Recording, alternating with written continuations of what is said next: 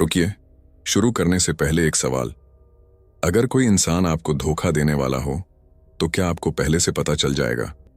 ज्यादातर लोग कहते हैं हाँ, मुझे कोई बेवकूफ नहीं बना सकता। लेकिन सच थोड़ा डरावना है। दुनिया के सबसे खतरनाक ठग झूठ से हमला नहीं करते, वे भरोसे से हमला करते हैं। वे आपका पैसा नहीं चुराते, वे पहले आपका विश्वास जीतते हैं।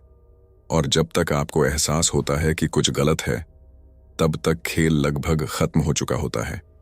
लेकिन यहां सबसे असहज सवाल यह है, क्या यह सच में उनकी चालाकी होती है या फिर हमारे दिमाग की कोई कमजोरी? क्योंकि कॉन्फिडेंस गेम में शिकार वह नहीं होता जो मूर्ख है, शिकार वह होता है जो यकीन करता है कि वह कभी शिकार नहीं बनेगा। तो अब सवाल यह है, क्या सच में कोई इंसान आपके भरोसे, आपके फैसलों और आपके दिमाग को धीरे धीरे कंट्रोल कर सकता है? इस ऑडियो बुक में हम उसी मनोवैज्ञानिक खेल को समझने वाले हैं। लेकिन सावधान रहिए, क्योंकि एक बार अगर आपने इस खेल को पहचान लिया तो शायद आप लोगों पर पहले जैसा भरोसा कभी नहीं कर पाएंगे। तो चलिए शुरू करते हैं। Chapter 1, Why Humans Love to Believe। जरा एक पल के लिए कल्पना कीजिए, आप किसी से पहली बार मिलते हैं और कुछ ही मिनटों में वह इंसान आपको ऐसी बात बताता है जो बिल्कुल आपके सपनों से मेल खाती है। एक ऐसा मौका जो शायद आपकी जिंदगी बदल सकता है। अब सवाल यह है, क्या आप उस पर भरोसा करेंगे? ज्यादातर लोग तुरंत कहते हैं नहीं, मैं इतना भोला नहीं हूं। लेकिन इतिहास कुछ और ही कहानी बताता है। दुनिया के सबसे बड़े धोखों में शिकार अक्सर मूर्ख लोग नहीं होते, बल्कि पढ़े लिखे लोग, सफल लोग और कभी कभी तो बेहद समझदार लोग भी। तो फिर ऐसा क्यों होता है? अगर इंसान इतना समझदार है तो वह बार बार एक ही तरह के जाल में क्यों फंस जाता है? इसका जवाब सुनकर शायद आपको थोड़ा अजीब लगे, क्योंकि समस्या कॉन आर्टिस्ट की चालाकी में नहीं होती। समस्या हमारे दिमाग की एक गहरी आदत में होती है। इंसान सच से ज्यादा उम्मीद पर विश्वास करना पसंद करता है। सोचिए, अगर कोई आपको दो बातें बताए, पहली, यह रास्ता मुश्किल है, इसमें समय लगेगा और सफलता की कोई गारंटी नहीं है, और दूसरी, यह एक खास मौका है जो आपकी जिंदगी बदल सकता है, आपका ध्यान किस तरफ जाएगा? ज्यादातर लोग दूसरी बात की तरफ खींच जाते हैं, क्योंकि हमारा दिमाग हमेशा ऐसी कहानियां ढूंढता है जो बेहतर भविष्य का वादा करती हों। और यही वह जगह है जहां कॉन्फिडेंस गेम शुरू होता है। एक कॉन आर्टिस्ट सीधे झूठ नहीं बेचता, वह वही कहानी सुनाता है जो आप पहले से ही अपने मन में सुनना चाहते हैं।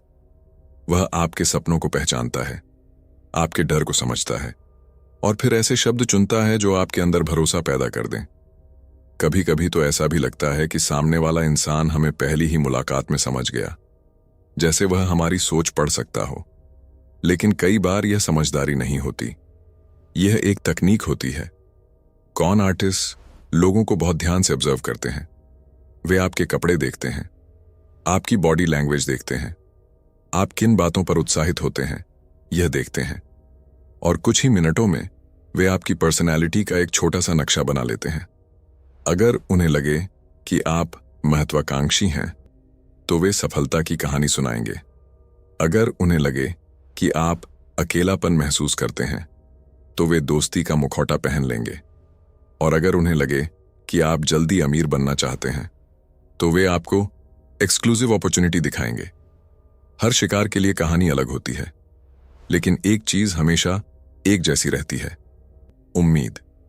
क्योंकि उम्मीद वह दरवाजा है जहां से भरोसा अंदर आता है, और जैसे ही भरोसा पैदा हो जाता है, इंसान लॉजिक से नहीं, भावनाओं से फैसले लेने लगता है, और यहीं से असली खेल शुरू होता है।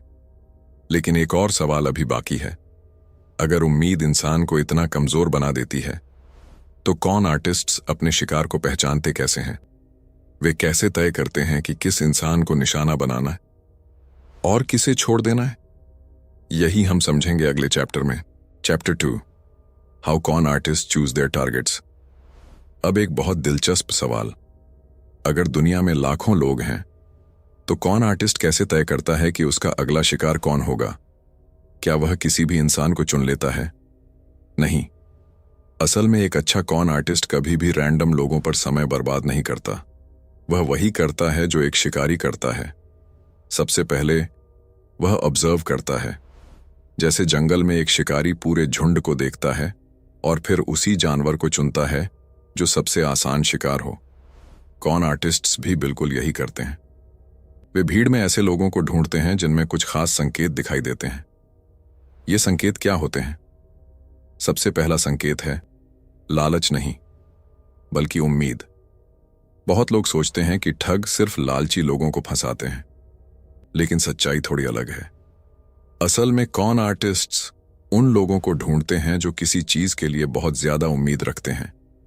जैसे कोई जल्दी पैसा कमाना चाहता है, कोई नई नौकरी की तलाश में है, कोई प्यार या दोस्ती ढूंढ रहा है, या कोई अपनी जिंदगी बदलने का मौका चाहता है। जब इंसान किसी चीज के लिए बहुत ज्यादा उम्मीद रखता है तो उसका दिमाग एक खतरनाक गलती करने लगता है। वह सिर्फ वही देखता है जो वह देखना चाहता है और बाकी संकेतों को इग्नोर कर देता है। यही वह मोमेंट होता है जहां कॉन आर्टिस्ट को पता चल जाता है कि यह इंसान शायद मेरा शिकार बन सकता है। लेकिन सिर्फ उम्मीद ही काफी नहीं होती। एक और संकेत होता है जल्द भरोसा करना। कुछ लोग नेचुरली बहुत ट्रस्ट करने वाले होते हैं। अगर सामने वाला इंसान कॉन्फिडेंट दिखे, अच्छे कपड़े पहने और बहुत यकीन के साथ बात करे तो वे जल्दी विश्वास कर लेते हैं। और यही कॉन्फिडेंस कॉन आर्टिस्ट का सबसे बड़ा हथियार होता है। इसलिए इसे कॉन्फिडेंस गेम कहा जाता है, क्योंकि यहां झूठ से ज्यादा ताकतवर चीज है आत्मविश्वास का भ्रम। जब कोई इंसान बहुत विश्वास के साथ बोलता है तो हमारा दिमाग अक्सर यह मान लेता है कि शायद यह सच बोल रहा है। यही कारण है कि कई कॉन आर्टिस्ट्स खुद को इन्वेस्टमेंट एक्सपर्ट, बिजनेस एडवाइजर या सक्सेसफुल एंटरप्रेन्योर बताकर लोगों के सामने आते हैं। वे कहानी ऐसे सुनाते हैं जैसे यह सब उनके लिए बिल्कुल सामान्य हो, और धीरे धीरे सामने वाला इंसान सोचने लगता है अगर यह इतना कॉन्फिडेंट है तो शायद यह सच ही बोल रहा होगा। लेकिन असली खेल अभी शुरू भी नहीं हुआ, क्योंकि एक एक्सपीरियंस कॉन आर्टिस्ट सिर्फ टारगेट नहीं चुनता, वह टेस्ट भी करता है। छोटे छोटे टेस्ट्स, जैसे वह कोई छोटी कहानी सुनाता है और देखता है कि सामने वाला इंसान कैसे रिएक्ट करता है। अगर सामने वाला तुरंत उत्साहित हो जाता है तो कॉन आर्टिस्ट समझ जाता है कि यह इंसान भावनाओं से जल्दी प्रभावित होता है। अगर सामने वाला बहुत सवाल पूछता है तो वह स्ट्रैटेजी बदल देता है। यानी कॉन आर्टिस्ट हमेशा अपने शिकार को पढ़ने की कोशिश करता है। लेकिन यहां एक और दिलचस्प बात है। कभी कभी कॉन आर्टिस्ट्स जानबूझकर थोड़ी सी अजीब या अनरियलिस्टिक बात भी कहते हैं, ताकि वे देख सकें कि सामने वाला इंसान उसे चैलेंज करता है या नहीं। अगर इंसान उस बात को भी बिना सवाल किए मान ले तो कॉन आर्टिस्ट को एक बहुत महत्वपूर्ण संकेत मिल जाता है। उसे पता चल जाता है कि यह इंसान शायद अपनी सोच से ज्यादा दूसरों की बातों पर भरोसा करता है। और यही वह मोमेंट होता है जब कॉन आर्टिस्ट अपने दिमाग में फैसला कर लेता है यह खेल आगे बढ़ाया जा सकता है।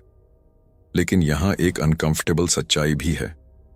कई बार शिकार की सबसे बड़ी कमजोरी उसकी कमजोरी नहीं होती, बल्कि उसका आत्मविश्वास होता है।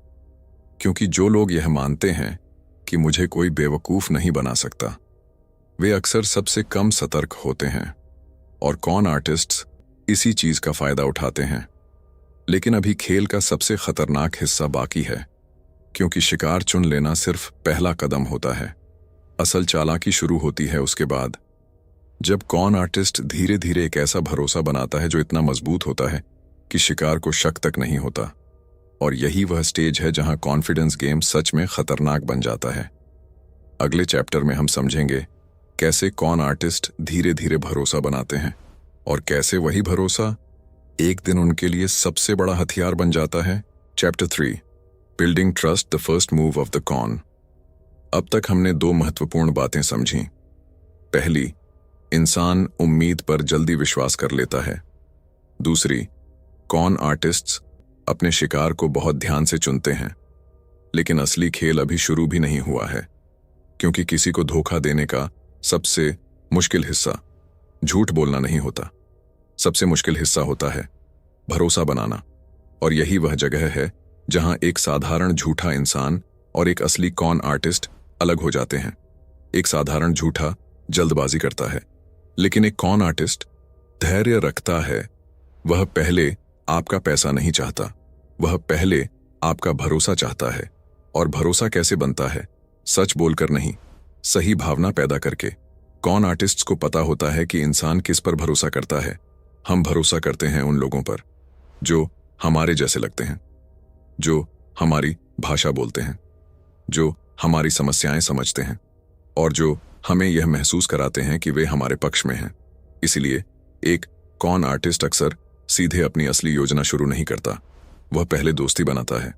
कभी वह आपकी तारीफ करता है, कभी आपकी बात ध्यान से सुनता है, कभी ऐसा दिखाता है कि वह भी वही संघर्ष झेल चुका है जो आप झेल रहे हैं। धीरे धीरे एक रिश्ता बनता है और यही रिश्ता बन जाता है उसका सबसे बड़ा हथियार। क्योंकि जब भरोसा बन जाता है तो इंसान सवाल पूछना बंद कर देता है। यही वह मनोवैज्ञानिक जाल है जिसे साइकोलॉजी में कहा जाता है लाइकिंग एंड सिमिलैरिटी इफेक्ट। हम उन लोगों पर जल्दी भरोसा कर लेते हैं जो हमें अपने जैसे लगते हैं। अब जरा अपने जीवन के बारे में सोचिए।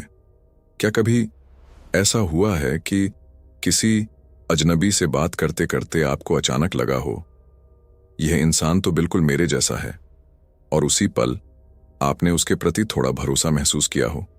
अगर ऐसा हुआ है तो समझ लीजिए यही वह क्षण होता है जहां से मैनिपुलेशन शुरू हो सकता है।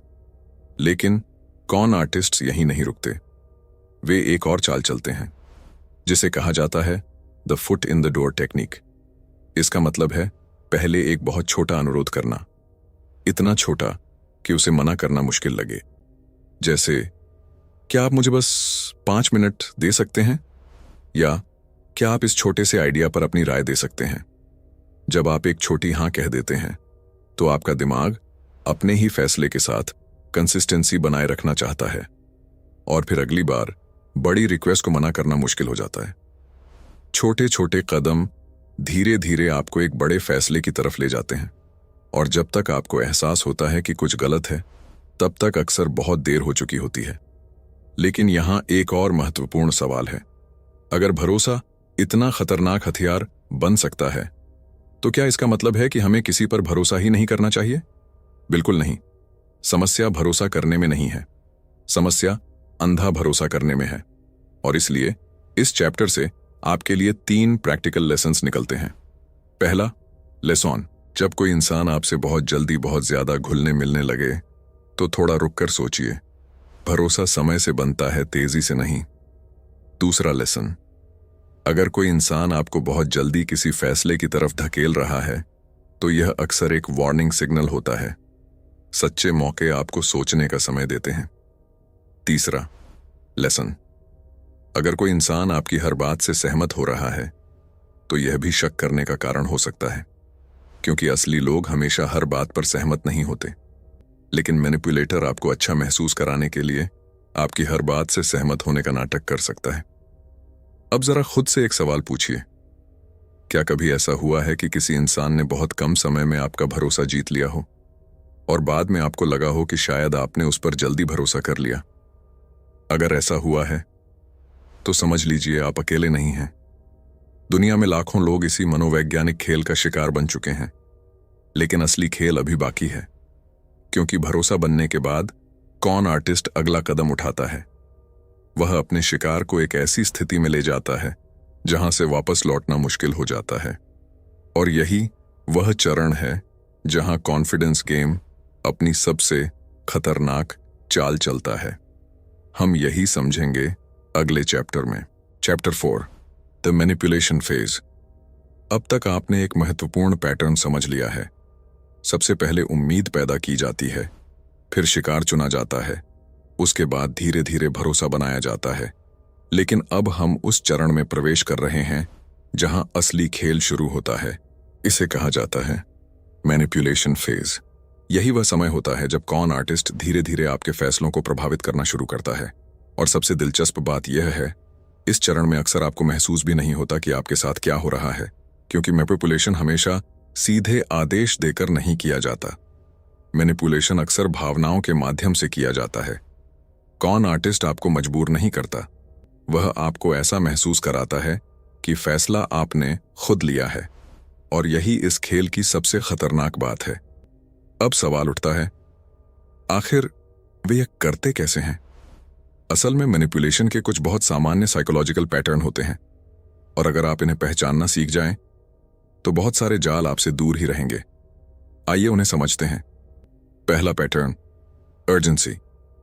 कल्पना कीजिए कि कोई व्यक्ति आपसे कहता है, यह मौका बहुत खास है, लेकिन यह सिर्फ आज तक ही उपलब्ध है। अब आपके दिमाग में क्या होता है? अचानक आपको लगता है कि अगर आपने अभी फैसला नहीं लिया तो शायद आप एक बड़ा अवसर खो देंगे। यही अर्जेंसी का प्रभाव है। जब समय का दबाव बनाया जाता है तो इंसान का दिमाग जल्दी निर्णय लेने लगता है, और जब फैसले जल्दी लिए जाते हैं तो उनमें गहराई से सोचने का समय नहीं मिलता। अब यहां एक छोटा सा अभ्यास करते हैं। अगली बार जब कोई आपको जल्दी निर्णय लेने के लिए दबाव डाले तो खुद से एक सवाल पूछिए, अगर यह सच में अच्छा अवसर है तो क्या यह कल भी अच्छा नहीं रहेगा? अक्सर यह एक सवाल ही मैनिपुलेशन की ताकत को तोड़ देता है। दूसरा पैटर्न, अथॉरिटी इल्यूजन। कई कॉन आर्टिस्ट्स खुद को किसी विशेषज्ञ, किसी सफल व्यापारी या किसी प्रभावशाली व्यक्ति के रूप में प्रस्तुत करते हैं। वे महंगे कपड़े पहनते हैं, वे आत्मविश्वास से बात करते हैं, और वे अपने आसपास ऐसा माहौल बनाते हैं जिससे लगे कि वे बहुत विश्वसनीय हैं। मानव मन का एक स्वभाव है, हम अथॉरिटी पर बहुत जल्दी भरोसा कर लेते हैं। अगर कोई व्यक्ति बहुत आत्मविश्वास से बोलता है तो हमें लगता है कि वह सच बोल रहा होगा। लेकिन यहां एक महत्वपूर्ण बात याद रखिए, आत्मविश्वास और सच्चाई हमेशा एक ही चीज नहीं होते। इसलिए अगली बार जब कोई व्यक्ति अपनी अथॉरिटी दिखाने की कोशिश करे तो एक छोटा सा कदम उठाइए, उससे सवाल पूछिए, उसकी जानकारी वेरीफाई कीजिए और देखिए क्या उसके दावे सच में प्रमाणित हो सकते हैं। तीसरा पैटर्न, सोशल प्रूफ। कई बार कॉन आर्टिस्ट्स कहते हैं, बहुत सारे लोग पहले ही इसमें निवेश कर चुके हैं, मेरे कई दोस्त इससे फायदा उठा चुके हैं, आप अकेले नहीं हैं, सब लोग यह कर रहे हैं। यह सुनकर इंसान को लगता है कि अगर इतने लोग इसमें शामिल हैं तो यह सुरक्षित होगा। लेकिन कई बार यह भी एक इल्यूजन होता है, क्योंकि इंसान समूह के व्यवहार से बहुत प्रभावित होता है। अगर हमें लगे कि बाकी लोग कुछ कर रहे हैं तो हम भी वही करने लगते हैं। अब यहां एक प्रैक्टिकल टिप है, जब भी कोई आपको कहे सब लोग यह कर रहे हैं तो थोड़ा रुकिए और खुद से पूछिए, क्या मैंने उन लोगों को सच में देखा है या मैं सिर्फ एक कहानी सुन रहा हूं?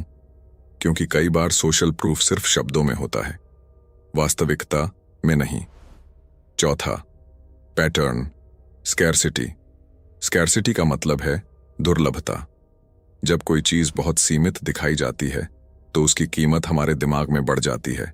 अगर कोई कहे यह मौका सिर्फ कुछ लोगों के लिए है तो अचानक हमें लगता है कि यह बहुत विशेष है और हम उसे पाने के लिए जल्दी निर्णय लेने लगते हैं।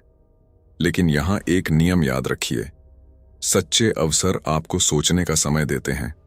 जो अवसर आपको सोचने का समय नहीं देते वे अक्सर अवसर नहीं, जाल होते हैं। अब इस चैप्टर की सबसे महत्वपूर्ण सीख क्या है? यह कि मैनिपुलेशन का लक्ष्य आपको मजबूर करना नहीं होता। मैनिपुलेशन का लक्ष्य होता है आपको यह महसूस कराना कि आपने फैसला खुद लिया है, और जब इंसान को लगता है कि निर्णय उसका अपना है तो वह उस पर सवाल नहीं करता। इसीलिए अगर आप अपने दिमाग को सुरक्षित रखना चाहते हैं तो 3 सरल आदतें अपनाइए। पहली आदत, जल्दी निर्णय लेने से बचिए। दूसरी आदत, किसी भी बड़े वादे को बिना जांचे स्वीकार मत कीजिए। तीसरी आदत, अपनी भावनाओं पर ध्यान दीजिए। अगर कोई बातचीत आपको बहुत ज्यादा उत्साहित कर रही है या आपको बहुत जल्दी निर्णय लेने पर मजबूर कर रही है तो वही समय है रुककर सोचने का। क्योंकि कौन गेम में असली जाल पैसे का नहीं होता, असली जाल होता है आपकी भावनाएं, और जब भावनाएं नियंत्रण में आ जाती हैं तो निर्णय भी नियंत्रित होने लगते हैं। लेकिन कौन गेम अभी खत्म नहीं हुआ है, अब तक मैनिपुलेशन हो चुका है।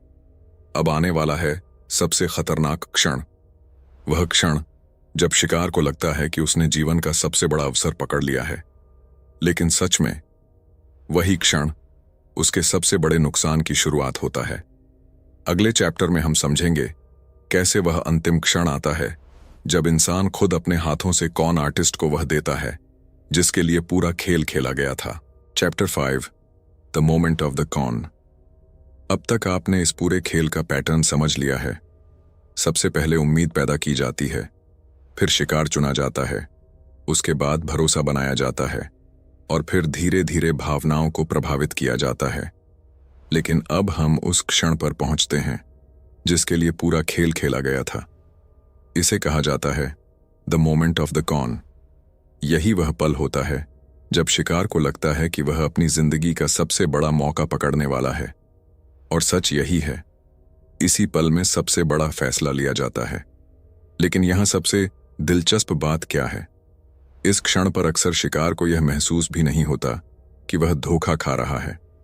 उसे लगता है कि वह एक शानदार अवसर का फायदा उठा रहा है। यानी कॉन आर्टिस्ट सीधे कुछ छीनता नहीं, बल्कि शिकार खुद अपने हाथों से उसे वही दे देता है जो वह चाहता था।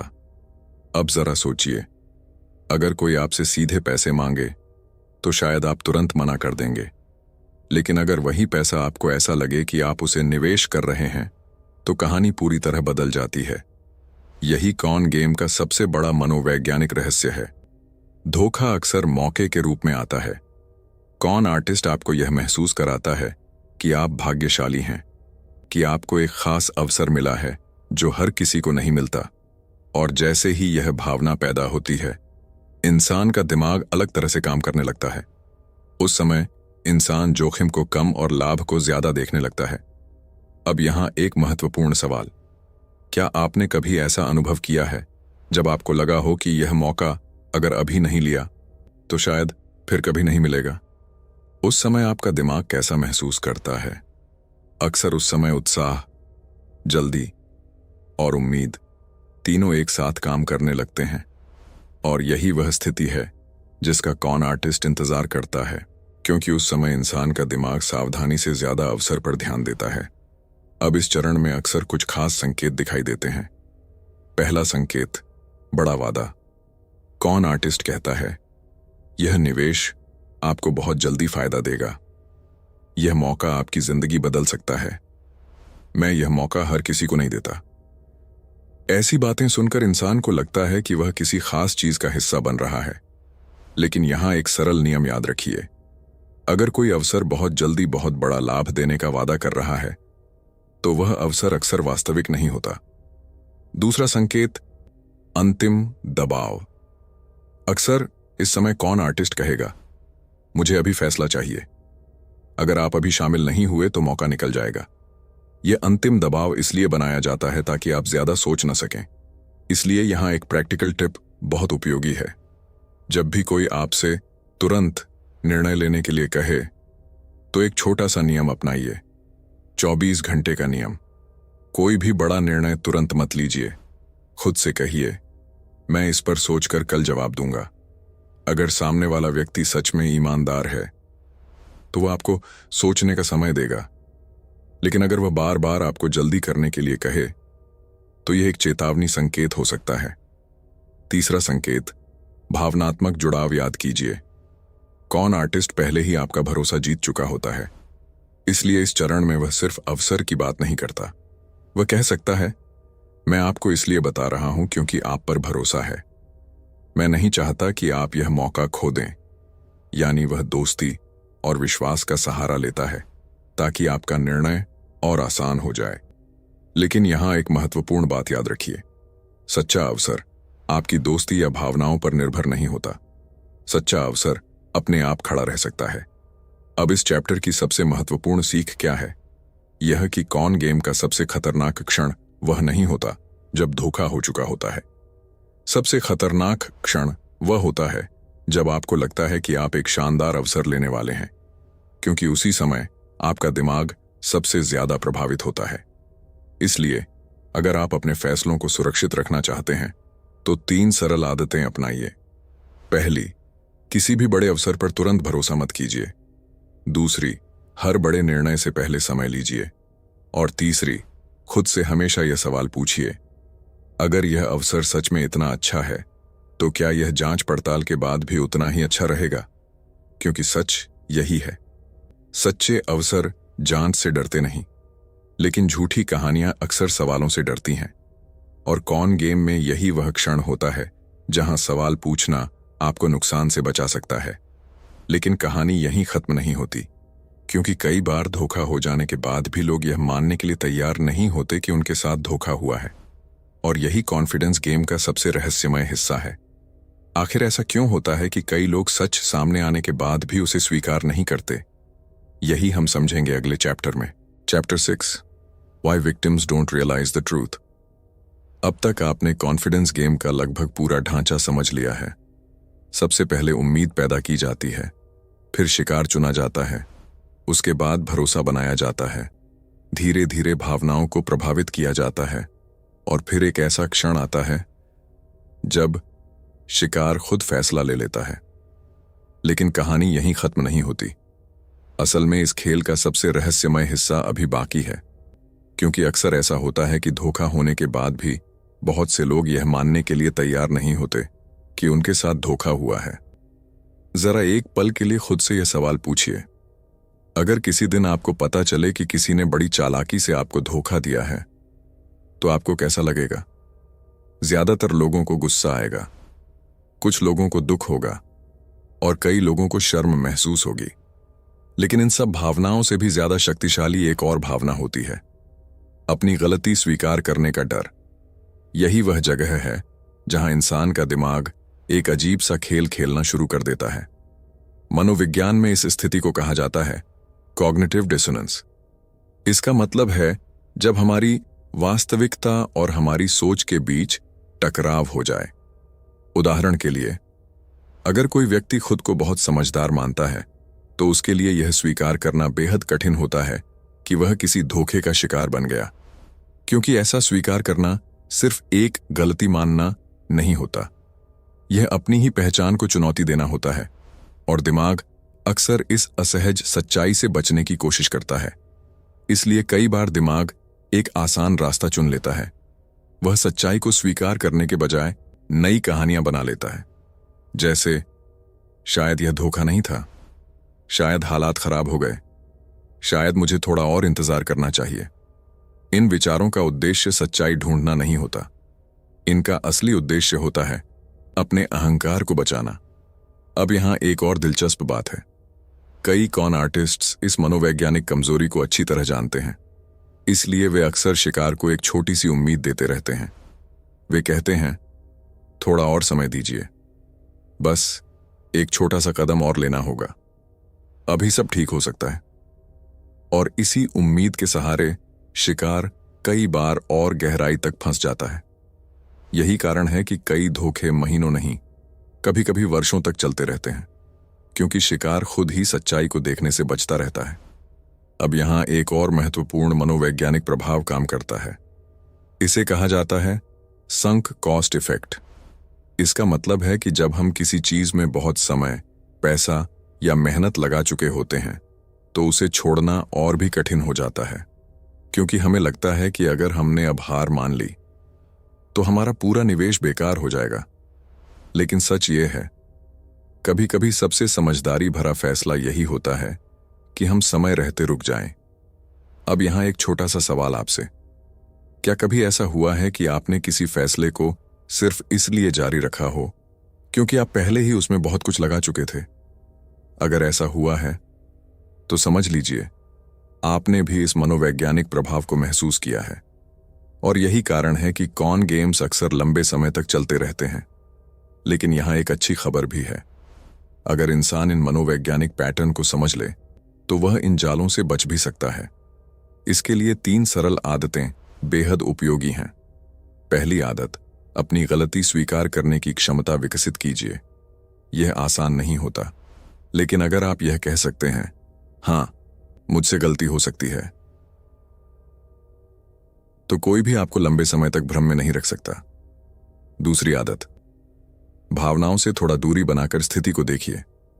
अगर आपको लगे कि कुछ गलत हो सकता है, तो खुद से यह सवाल पूछिए, अगर यही फैसला किसी और ने लिया होता तो मैं उसे क्या सलाह देता? यह सवाल अक्सर स्थिति को साफ देखने में मदद करता है। तीसरी आदत, बाहरी राय लीजिए। जब हम किसी स्थिति में भावनात्मक रूप से बहुत जुड़े होते हैं तो चीजों को स्पष्ट देखना मुश्किल हो जाता है, लेकिन एक बाहरी व्यक्ति कई बार सच्चाई को जल्दी पहचान लेता है। इसलिए बड़े फैसलों में विश्वसनीय लोगों की राय लेना हमेशा समझदारी होती है। अब इस चैप्टर की सबसे महत्वपूर्ण सीख क्या है? यह कि धोखा सिर्फ एक घटना नहीं है, यह एक मानसिक प्रक्रिया है और कई बार यह प्रक्रिया धोखा होने के बाद भी जारी रहती है, क्योंकि हमारा दिमाग सच्चाई से ज्यादा अपनी पहचान को बचाने की कोशिश करता है। लेकिन जब इंसान अपनी गलतियों को स्वीकार करना सीख लेता है तो वह पहले से कहीं ज्यादा मजबूत हो जाता है। और यही वह क्षण होता है जब कॉन्फिडेंस गेम की शक्ति कम होने लगती है। लेकिन अब हमारे पास एक अंतिम सवाल बचता है। अगर कॉन आर्टिस्ट्स हमारी उम्मीद, भरोसा और भावनाओं का फायदा उठाते हैं तो हम अपने दिमाग को इस खेल से सुरक्षित कैसे रख सकते हैं? यही हम समझेंगे अगले और अंतिम चैप्टर में, chapter 7, how to protect your mind. अब तक हमने कॉन्फिडेंस गेम के पूरे खेल को समझ लिया है। कैसे उम्मीद पैदा की जाती है, कैसे शिकार चुना जाता है, कैसे भरोसा बनाया जाता है, कैसे भावनाओं को प्रभावित किया जाता है और फिर कैसे एक ऐसा क्षण आता है जब इंसान खुद अपने हाथों से वह दे देता है जिसके लिए पूरा खेल खेला गया था। लेकिन अब सबसे महत्वपूर्ण सवाल सामने आता है। अगर यह खेल इतना चालाक है, अगर यह इंसान के दिमाग को ही निशाना बनाता है, तो हम इससे खुद को बचाएं कैसे?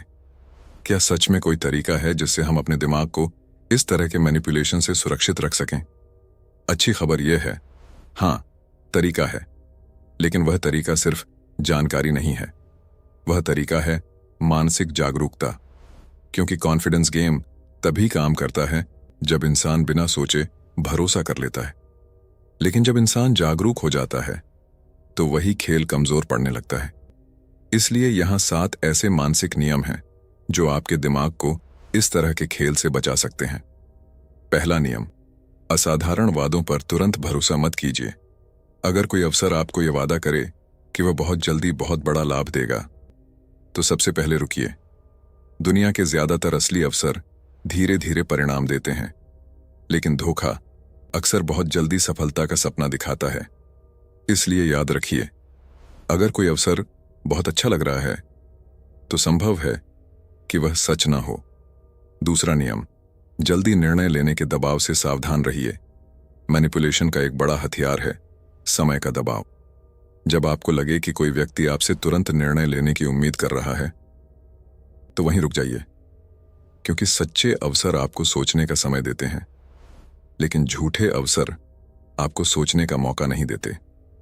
तीसरा नियम, भावनाओं और फैसलों को अलग रखिए। अगर कोई बातचीत आपको बहुत ज्यादा उत्साहित कर रही है या आपको ऐसा महसूस हो रहा है कि आपको तुरंत कदम उठाना चाहिए, तो यह वही समय है जब आपको सबसे ज्यादा सावधान होना चाहिए, क्योंकि उस समय आपका दिमाग भावनाओं से प्रभावित होता है और भावनाओं के प्रभाव में लिए गए फैसले अक्सर सबसे कमजोर फैसले होते हैं। चौथा नियम, हर बड़े अवसर को जांचिए। सिर्फ इसलिए किसी बात पर विश्वास मत कीजिए क्योंकि सामने वाला व्यक्ति आत्मविश्वास से बोल रहा है। सवाल पूछिए, जानकारी की जांच कीजिए और अगर संभव हो तो उस अवसर के बारे में स्वतंत्र रूप से जानकारी खोजिए। याद रखिए, सच्चाई जांच से डरती नहीं, लेकिन झूठ अक्सर सवालों से डरता है। पांचवा नियम, अपनी कमजोरियों को पहचानिए। हर इंसान की कुछ इच्छाएं होती हैं। किसी को जल्दी अमीर बनना है, किसी को सफलता चाहिए, किसी को मान्यता चाहिए। कॉन आर्टिस्ट अक्सर इन्हीं इच्छाओं को पहचानते हैं और फिर वही कहानी सुनाते हैं जो इंसान सुनना चाहता है। इसलिए अगर आप अपनी कमजोरियों को पहचान लेते हैं तो किसी के लिए भी उन्हें आपके खिलाफ इस्तेमाल करना कठिन हो जाता है। छठा नियम, अपनी गलती स्वीकार करने से मत डरिए। कई बार सबसे बड़ा नुकसान धोखे से नहीं होता। सबसे बड़ा नुकसान तब होता है जब इंसान अपनी गलती स्वीकार नहीं करता। अगर आपको कभी लगे कि आपने कोई गलत निर्णय लिया है तो उसे स्वीकार करना कमजोरी नहीं है, बल्कि वही वह क्षण होता है जब आप आगे के नुकसान से बच सकते हैं। सातवां नियम, जागरूक रहिए। कॉन्फिडेंस गेम का सबसे बड़ा दुश्मन जागरूकता है। जब आप यह समझ जाते हैं कि लोग आपके भरोसे, उम्मीद और भावनाओं को प्रभावित कर सकते हैं, तो आप हर निर्णय को थोड़ा ज्यादा सावधानी से लेने लगते हैं, और यही सावधानी आपको कई बड़े नुकसान से बचा सकती है। Chapter 7, how to protect your mind. अब तक हमने कॉन्फिडेंस गेम के पूरे खेल को समझ लिया है। कैसे उम्मीद पैदा की जाती है, कैसे शिकार चुना जाता है, कैसे भरोसा बनाया जाता है, कैसे भावनाओं को प्रभावित किया जाता है, और फिर कैसे एक ऐसा क्षण आता है जब इंसान खुद अपने हाथों से वह दे देता है जिसके लिए पूरा खेल खेला गया था। लेकिन अब सबसे महत्वपूर्ण सवाल सामने आता है। अगर यह खेल इतना चालाक है, अगर यह इंसान के दिमाग को ही निशाना बनाता है, तो हम इससे खुद को बचाएं कैसे? क्या सच में कोई तरीका है जिससे हम अपने दिमाग को इस तरह के मैनिपुलेशन से सुरक्षित रख सकें? अच्छी खबर यह है, हाँ, तरीका है। लेकिन वह तरीका सिर्फ जानकारी नहीं है, वह तरीका है मानसिक जागरूकता।